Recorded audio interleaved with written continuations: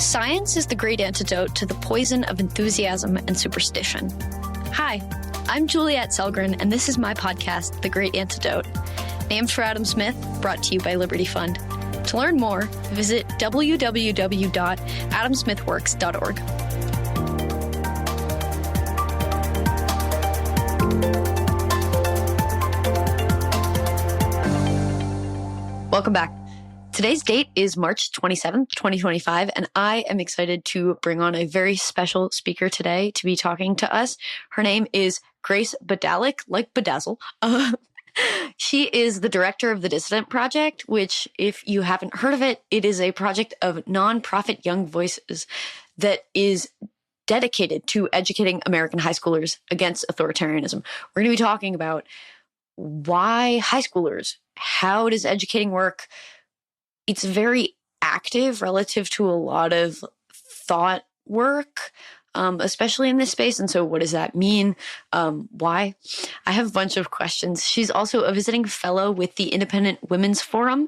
She is a ministry apprentice at a church called Redeemer, and she is pursuing a master's in theology.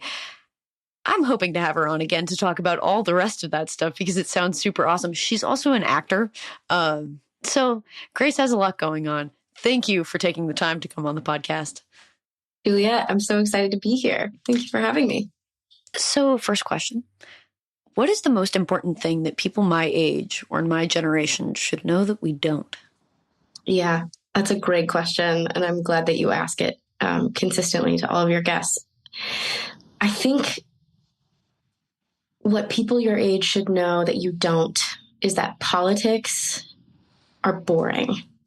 Like they're really deeply unimportant if they are not connected to an even more deeply entrenched value set.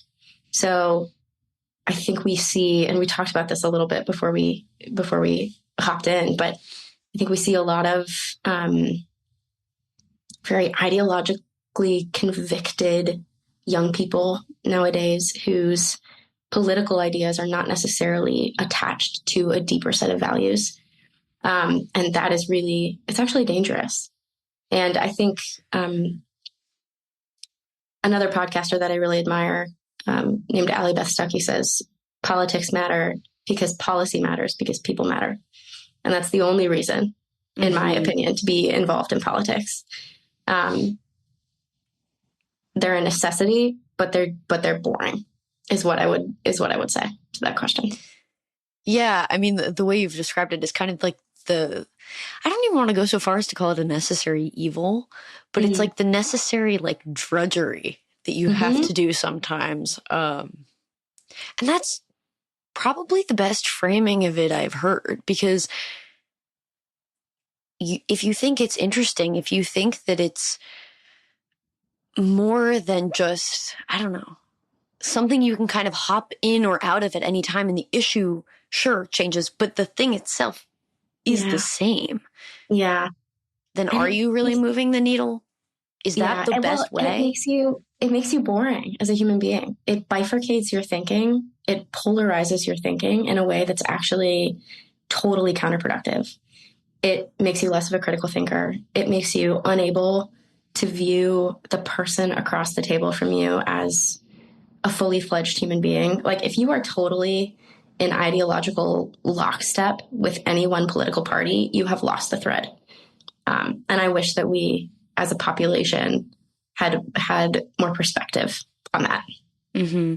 I think in practice, a lot of people do, but then there also seems to be kind of this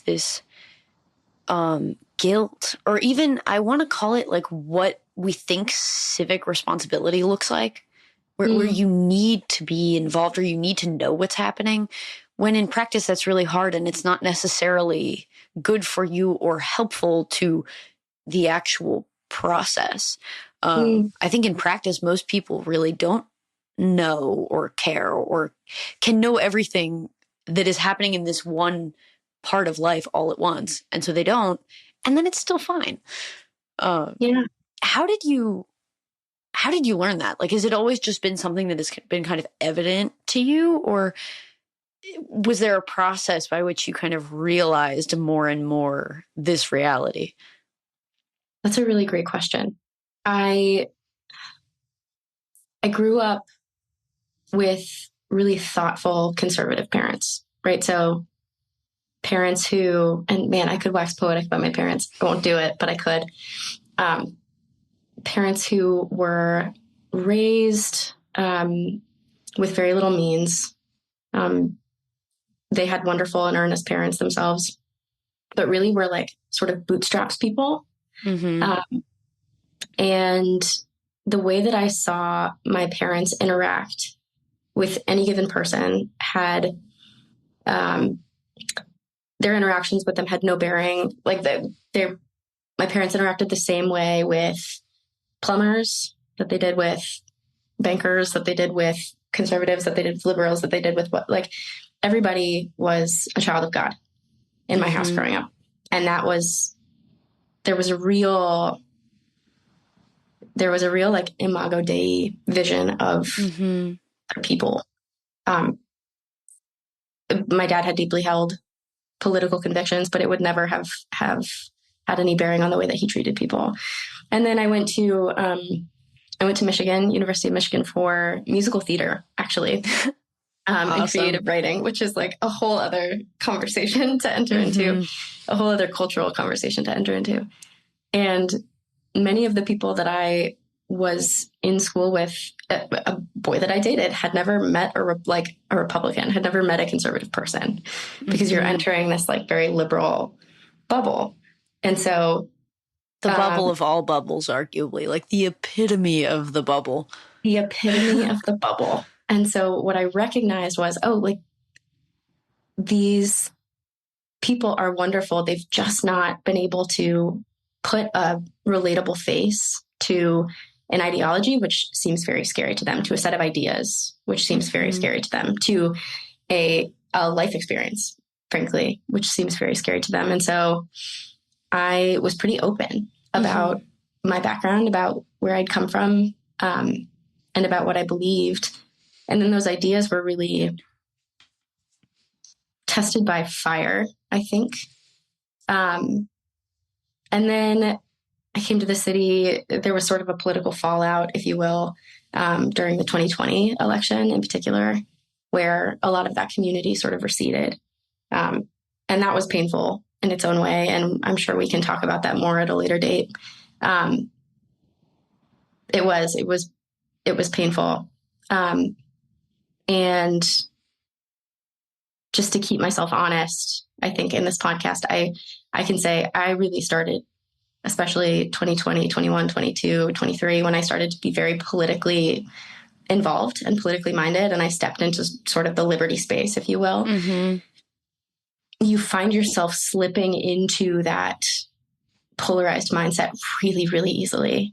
If all that you're consuming is political content and you are sort of detaching yourself from reality, like the experience of reality, like, for example, going home to Nebraska and reminding myself where I came from, or, having conversations with people on the other side of the aisle.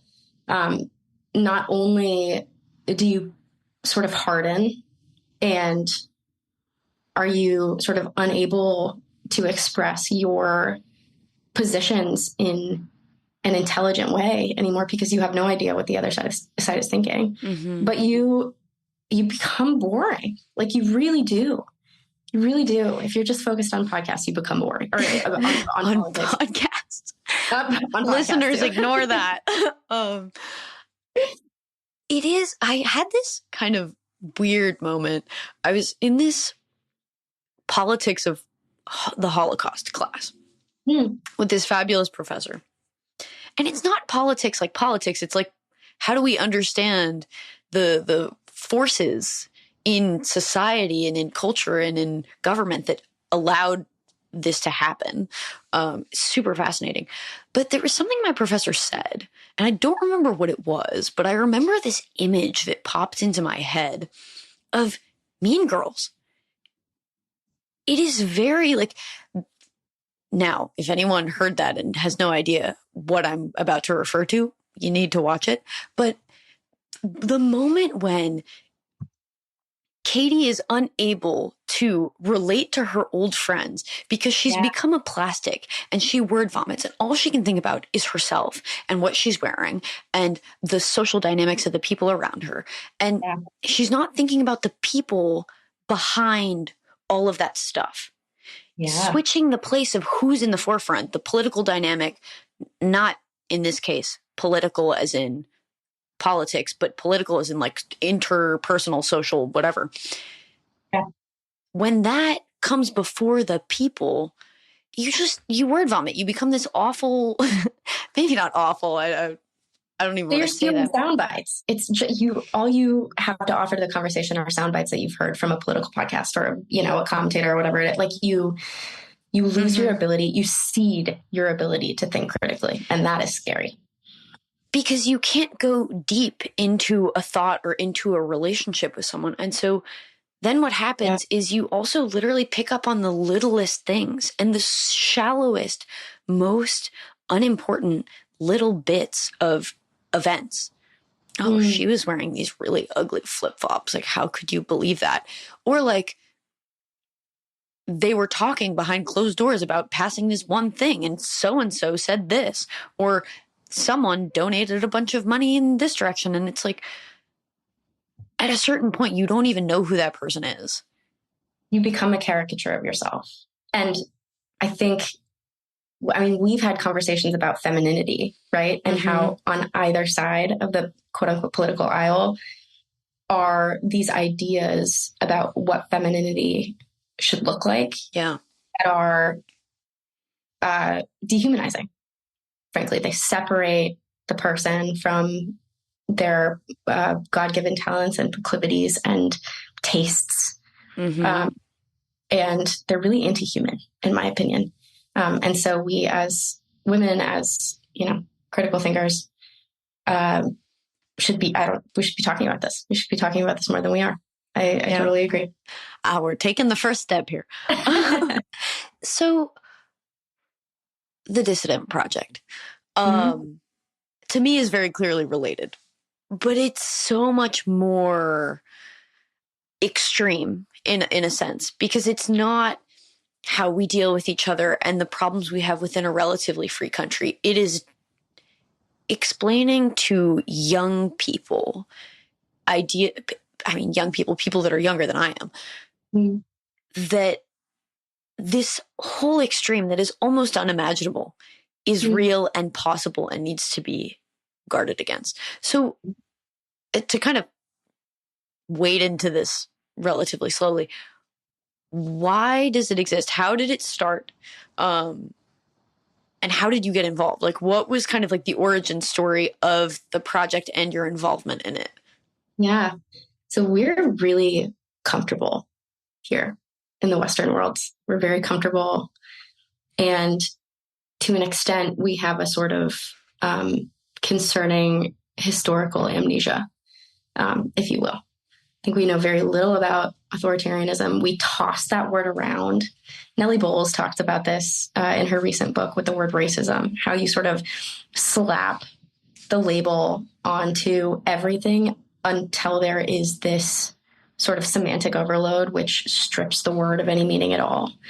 And so I think young people have been inundated with this concept of quote unquote authoritarianism so much in the sort of cultural discourse that the meaning of the word has been distorted or diluted, if you will. The Dissident Project, however, was founded to combat both of those cultural phenomena. So the Dissident Project, as you said, it is a nonprofit speakers bureau. We work with young people, young meaning anywhere from like 21 up through 35. And then we have some very specific stories that we wanted to tell about places like Cuba and the USSR, where we sourced older speakers who could really speak to certain moments in time. But we send these young people into American high schools to tell their stories. And the first 30 minutes of the speech is, of course, about their experiences in their home countries, their experiences immigrating to the United States, comparing and contrasting their lives in both locations. And then the last 30 minutes of the presentation is discourse with the students, which we find is actually the most exciting part of any given speech. Yeah. The students are, from what we've seen through the Dissident Project, the students are really engaged and really curious, and ask great questions, bring great points to the table. And, not only are we trying to combat historical amnesia, not only are we trying to ensure that, young people understand what authoritarianism really is, but we're trying to instill a sort of gratefulness for our American freedoms that is bipartisan, right? Like it should be totally apolitical to do this sort of work. And yeah, we were founded by a Venezuelan dissident named Daniel DiMartino, who he's been on the podcast. Fantastic. We love him. He went up to a school in Boston in 2022, and he was working with a high school teacher. Her name is Gina. She's wonderful. She's become like a great friend of the program. And it turns out he only found out later that she was having to front the money for his travel, for his honorarium, for any of his food, for, any cost associated with his speech. And he thought that was a tragedy. And so he was like, we should ensure that these stories can be told for free. And that's what we do. We provide these speeches for free to American high schools. So, yeah. How did I get involved with it? That was your next question, right? Yes. Yes. But the thought of how it arose is just so touching. Yeah. It's super important. I feel so lucky, even just without even hearing one of these stories right now, just hearing about you talking about how important it is. Yeah. I have the best job. I work with the most extraordinary people. If I dwell too long on it, it really does make me emotional that I get to do the work. Yeah. Because you're working with these young people who have, in some cases, been shot at, been assaulted, have put their lives on the line in order to make something new for themselves, and then come to the States and are patriots. They're patriots. They're Americans by choice. They're Americans by choice. And puts everything in perspective to do this work on a daily basis and to work with these young people. So I'm very grateful. So how did you get involved? Sure. So this is sort of a circuitous, it's a circuitous story.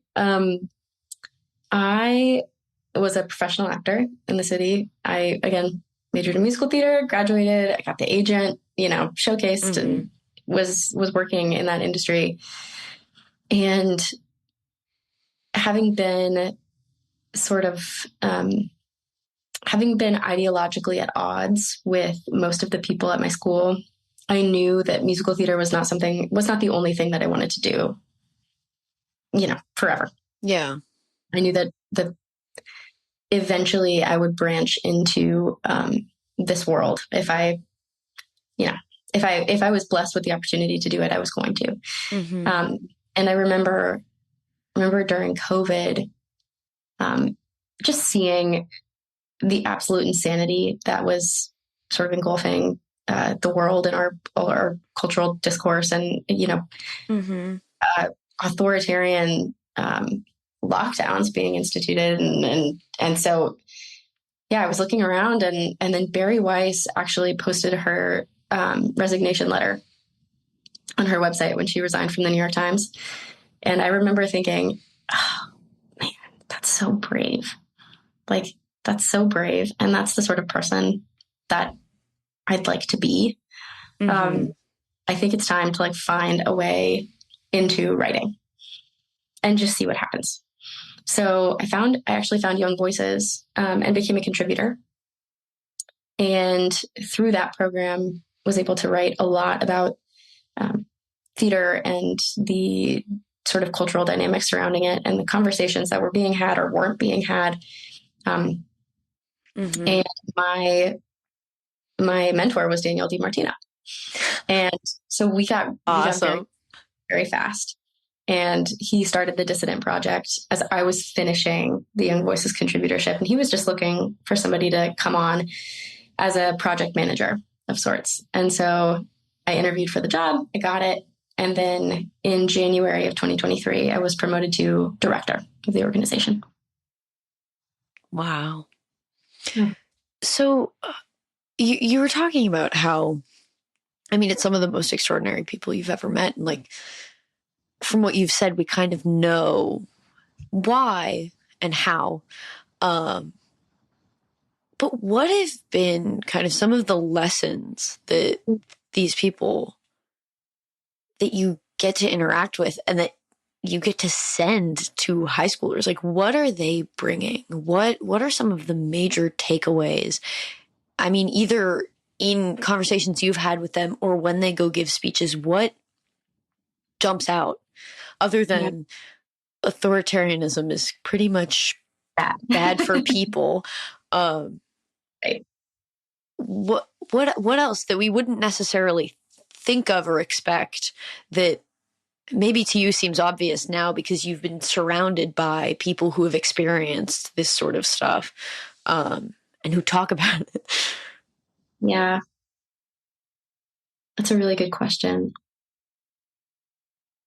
Or like maybe even an anecdote of like an experience one of them has had that was just super shocking as someone who grew up here. Well, the one that comes to mind, and I'm trying to put it into words, the one that comes to mind specifically is Grace Jo, the North Korean. And again, I'm trying to think about how to verbalize this. She grew up under, obviously, the leadership of the quote unquote dear leader. She was raised to believe the quote unquote gospel of the dear leader, which is what they call it. It is sort of a bastardization of the Bible, a bastardization of faith, of the Christian faith in particular. And tells you how powerful it is that authoritarians love to take it and appropriate it and turn it into their own thing. Right. Exactly. And so she came to the States and really had to sort of untangle what she had understood about God and faith and, sort of these transcendent conversations, and recognize that like she didn't even have the vocabulary to vocalize the fact that she did believe in God. There was no, she wasn't given the vocabulary as a North Korean to understand what it is she believed in. But she knew that there was a higher power, which is like, it's a crazy thing to think that regardless of whether or not people have the capacity to verbalize belief, they have it. Like you have the yearning for something beyond your own station. And I think authoritarians recognize that as well. There's a really concerted effort to just keep people uneducated, keep people from self-actualization, keep people hungry so that they're focused on their basest needs.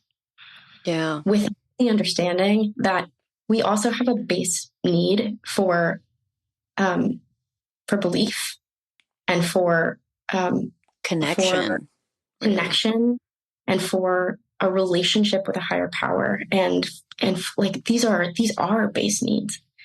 And so even just like Grace Jo talking about being able to come to the States and put words to the things that she'd always felt.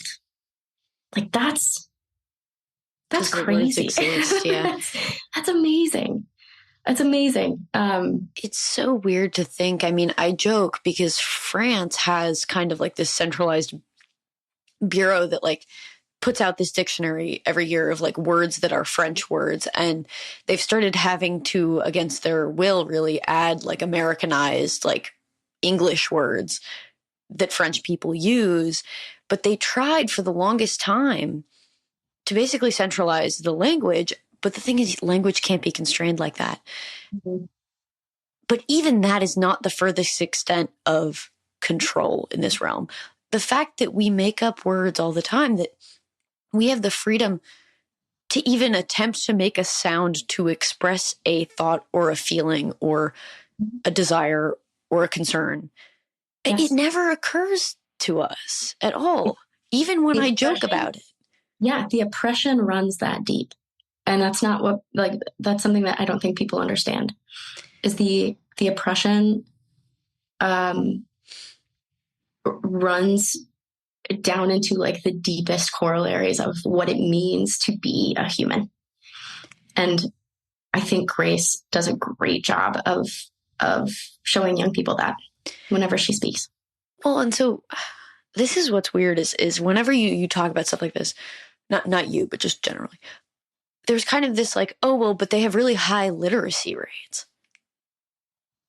What does that mean in the context of the fact that you can only read propaganda, you can only learn certain things? Right.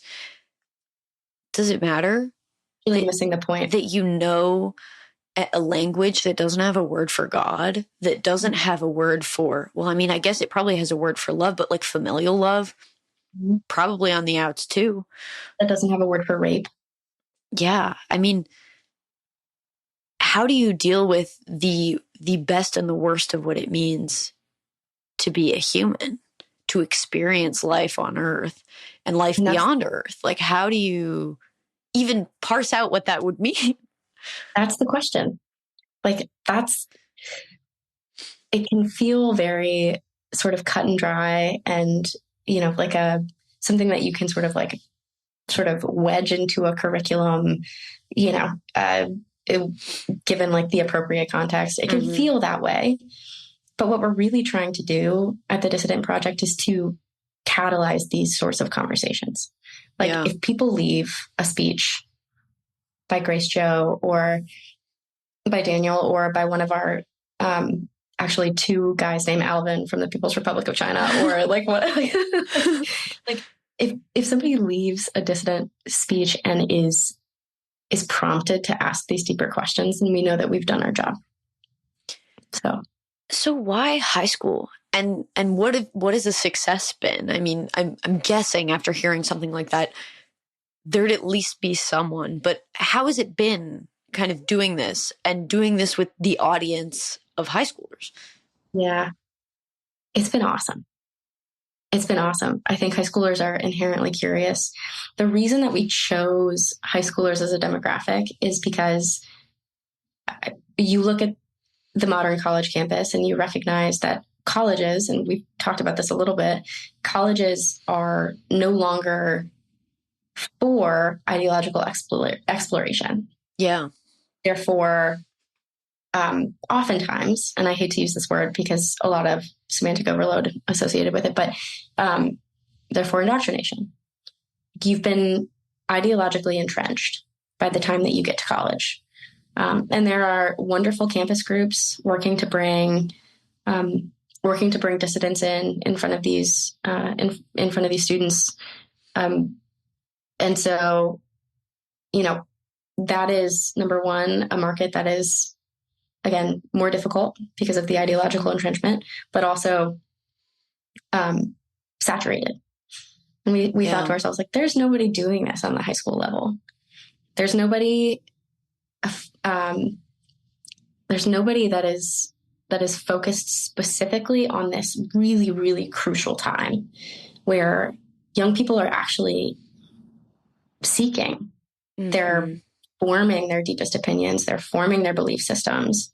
They're coming into contact with people for the first time, maybe that have different ideological systems. And before they encounter these sort of like major concepts, socialism, authoritarianism, whatever it might be, we want them to have this seed. We want to plant this seed. We want them to have this in their back pocket so that if on a college campus they're presented with an idea like this, they can pull back into this experience and say, actually, maybe that's not right. Maybe, I mean, I've heard from somebody from, one of these countries we're discussing, and this was her experience. So it's really, we're trying to fill a hole in the market, and we're also trying to reach young people before they have their sort of belief system set in stone. So this is kind of a tricky question, especially when we're running low on time here, but how do you kind of toe the line between planting this seed of kind of critical thinking and curiosity from, I guess, indoctrination, right? Because you don't want to indoctrinate them, but at the same time, why do you go to high school and not to college? Because of indoctrination. And so what is like the subtle difference? It seems like a little gray area where it could become something that it wasn't intended to be, or that it's not meant to be. And that it tries not to be. Yeah. So like, how do you kind of intentionally make sure, I don't know. It just seems like a question worth asking. Yeah. I love the question. And I think we're really just sharing personal experience, right? So we are sharing one dissident's personal experience in their home country. And personal experience, I understand, is not always an objective barometer of, a sort of broader reality. But I think personal experience in these situations is very difficult to argue with, and also just provides context, right? So we're not going into schools to share a political idea. We're going into schools to share an experience,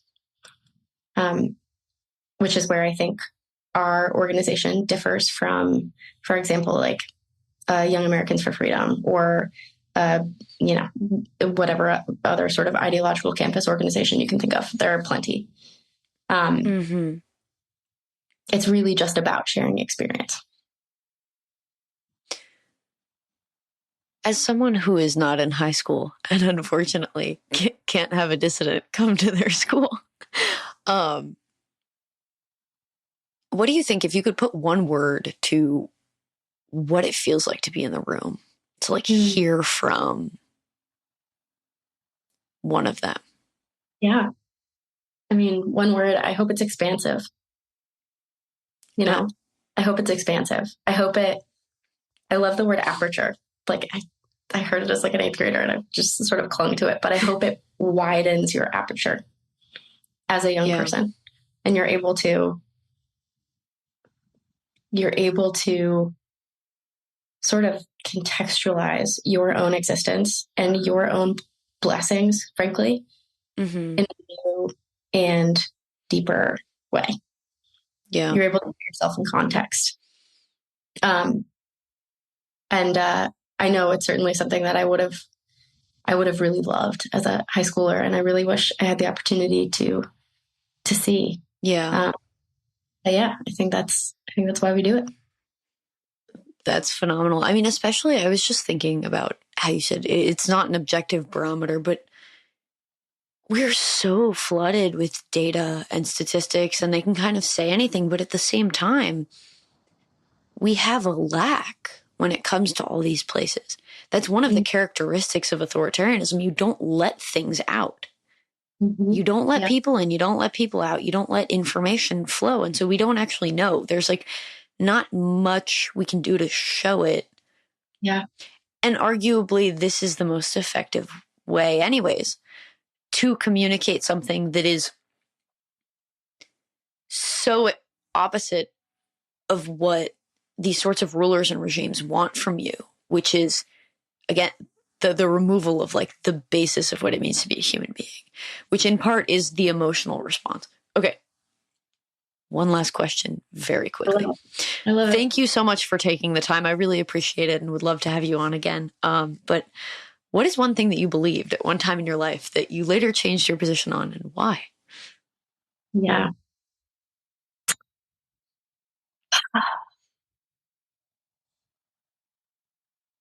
I think at one point in time, this is maybe silly and sort of off topic, but at one point in time, I had a lot of like pride. And this also relates to the first question you asked. Mm-hmm. I had a lot of pride in being a loner and being like heterodox and being a subversive thinker and being like whatever. Heterodox people need a home. Didn't join a church, didn't find a community, just refused to buy in. And I think like if there's anything that has transformed my life from the bottom up, it's being a joiner. Like it's seeing the humanity in the people that might like annoy you or like on some level disgust you or like be completely different from you. Specifically in like a church body or a religious institution where like you wouldn't buy in before. Like I'm just thinking about my own experience. You wouldn't buy in before. And forcing all of that sort of like prideful nonsense to the side and saying, I'm joining in and I'm investing in a community and I'm making a home. I'm putting a stake down because it's good for me and because it's good for society. And it's transformed my life from the bottom up. So I would say, be a joiner.